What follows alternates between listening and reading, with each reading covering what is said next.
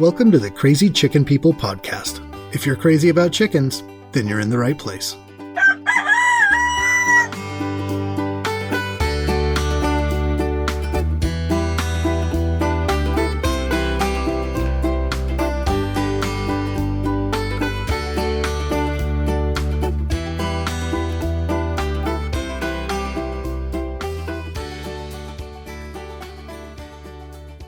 What's going on, everyone? Welcome back to the Crazy Chicken People podcast. I'm your host, Thomas Xenos, and in today's episode, we are talking about silkies.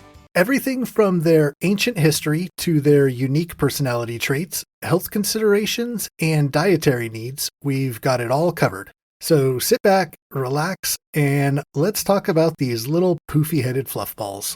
You know, I didn't feel like it was right to do an episode on silkies without at least kind of covering their history, because I was pretty curious about where exactly these birds came from. And what I found out was that even though the exact year and location that these birds came to be is not totally certain, it is commonly agreed that they came to be around 2,000 years ago, somewhere in China or Southeast Asia. Here, they were kept more as a symbol of luxury for the wealthy than they were for food. Although, because of their uniquely colored skin, bones, and flesh all being much darker than a standard chicken, they were sometimes served as a delicacy for royalty. Some people even believe that these rare birds could be used for some medicinal reasons, and some pretty strange practices came out of that. Thankfully, that's faded for the most part. But ever since they arrived on the scene, these birds caught the attention of the then expanding poultry world. At one point, they were even documented by none other than the great explorer Marco Polo back in the 13th century. But the silkies we've come to know today made their way into the West sometime in the 19th century. And since then, silkies have managed to claim their spot as one of the most loved chickens in backyard flocks across the US. But this shouldn't surprise you if you've spent any time around them, as these are not your average backyard chicken. Sometimes referred to as the lapdog of the chicken world, silkies are one of the friendliest breeds that you'll ever encounter in a coop.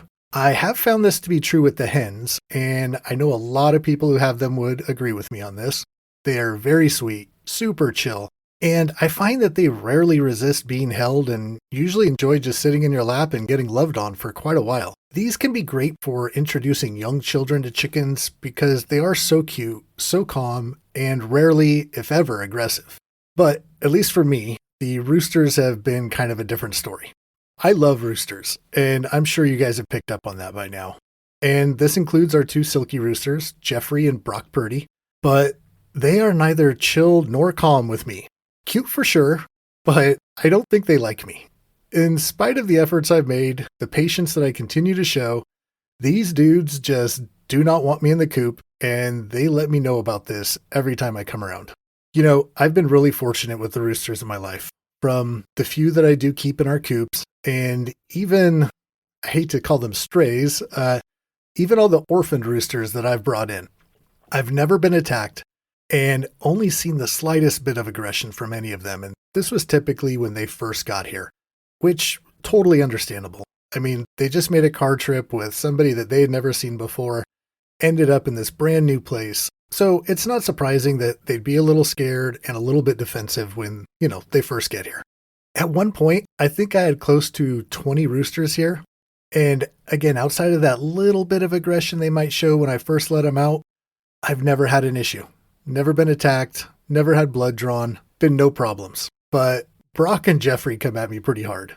And luckily for all three of us, they're tiny little birds, so it doesn't hurt, and I never have any sense that I need to punish them or anything like that. In one of my silky pens, and this is Brock's pen, I actually have to go put them all to bed every night. There's 6 silkies in there, including Brock and his girlfriend Madonna. I ended up having to move them out of that coop a while ago to make some repairs and just tighten it up a little bit. Since I've put them back in, they've refused to go into bed at night. They just want to sleep outside. And it's getting too cold for that now, so I go out there every evening, pick them all up, carry them into their coop. And, when I go pick up Brock, I pick him and Madonna up together, just, so they can make the trip together. I always give him a little talking to, like, hey, dude, don't forget this tomorrow. I'm making sure that you're going to be safe and warm tonight. And he's totally cool about it, pick him up, chat with him, put him down, no big deal. But the next day he reminds me that he was not cool with it. Still love him. I'm sure it's something I'm doing wrong on my end that I just haven't realized yet, but hopefully one day we get through it. As for all the hens that he lives with, Silkies are known to be a very broody breed of chicken. In fact, unofficially, I'd say they're the most likely to go broody. They are known to be good mothers, and from what I've seen, this is true. In fact, I've actually read that some modern-day poultry farms, the type that actually allow their flocks to go out and feed on pasture, sometimes they will keep some Silkies in their flock. Their flocks are typically made up of a lot of the production breed birds, a lot of Rhode Islands or barred Plymouth Rocks, but they'll actually keep some Silkies in their flocks as well, just to help raise some babies. I guess it makes sense that, you've got all those chickens out there, and if they've got roosters in the flock, why not take advantage of allowing your flock to raise your next set of chickens? And if you've got some great mothers around, which Silkies are, then it makes it a little bit easier. We've actually had 3 instances of a couple of our different Silkie hens hatching out babies, and it's gone really well. There was one that was lost along the way, but I don't think it had anything to do with how it was mothered or anything to do with the hen. I think it's just one of those things. They do seem to be a bit more fragile than the other full-size breeds. And I would say this is true of the breed in general, not just something that applies to the chicks.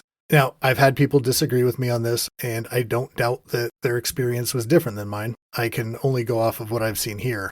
But however you look at it, while they do bring a great touch of elegance to your backyard flock, their unique feathering, their smaller size, and limited mobility do mean that a little extra attention is needed from time to time. Those beautiful, fluffy feathers that Silkies are so well known for are prone to holding water a little bit rather than being able to shake it off. So if you notice that your Silkie's gotten wet, and believe me, you'll definitely know, kind of looks like a small cat that got wet. I mean, they look so tiny with their feathers all laying down.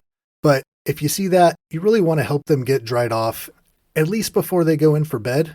If they end up going into their coop late at night and they're a little wet and it's a little cold out, that could be a problem. So I'll typically just go out there with a dry towel, and if any have been hanging out in the rain, and for some reason they will just hang out in the rain.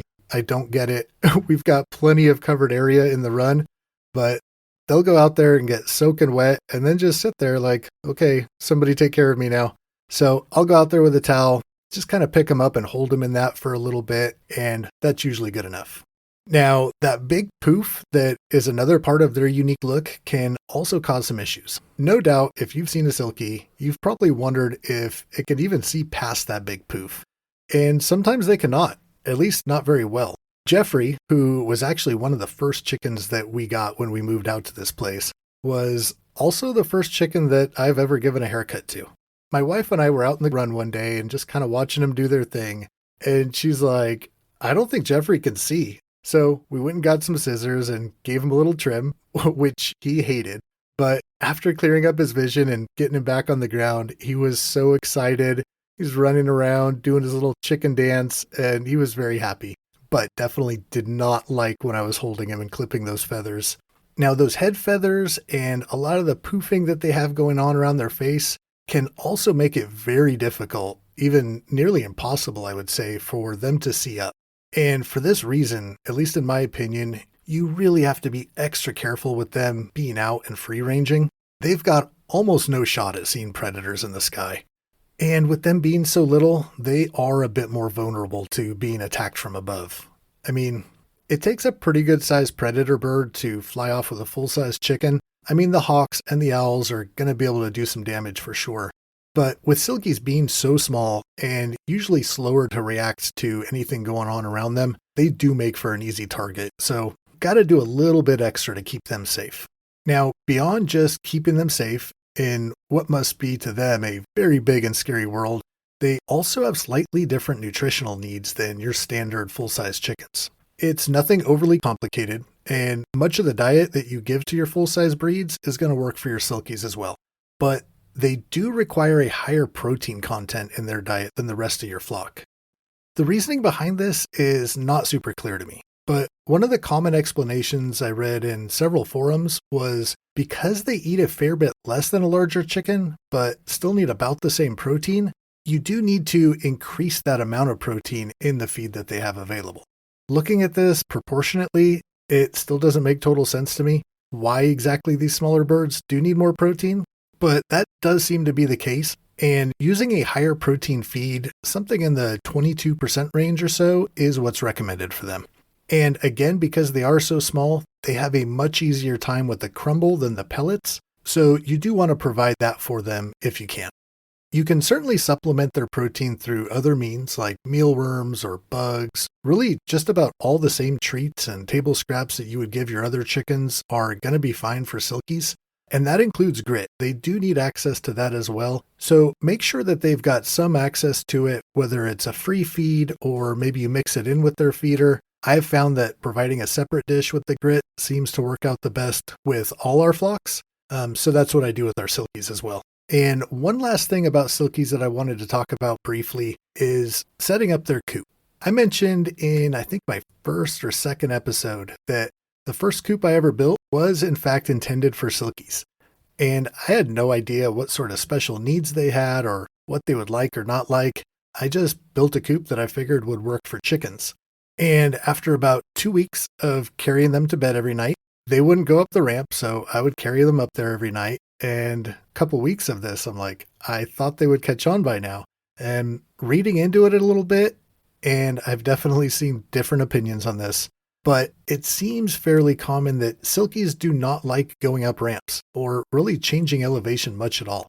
So you really do need to provide a little bit different situation for them.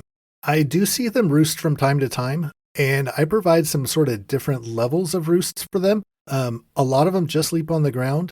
At most, I've seen them roost on I kind of just lay down these big logs from an old tree that I have in their coop and run. I've seen them get up maybe a foot off the ground, and they definitely climbed up there, jumping on the branch a little bit lower, but haven't seen them go much higher than that. So, roosting bars up at 4 feet like you might have, or even higher than that for your other chickens, are not going to do it for silkies. They're definitely a lower to the ground type bird. I think providing some roosting spots for them is a good idea, but give them the option to either stay directly on the ground in some good bedding, or maybe some varied levels of roosting bars, starting off pretty low, and see what your birds take to. So that's all I got for you this week on silkies. One quick announcement. I did just finish recording that interview with Dahlia on the Bach Talk podcast. It was a lot of fun. I'm super excited for that episode to come out. As soon as I know the date, I'll definitely let you guys know. Would love it if you check it out. It was just a really good time. Beyond that, hope you guys have a great Thanksgiving holiday. Enjoy the time with the family, and I'll talk to you next week.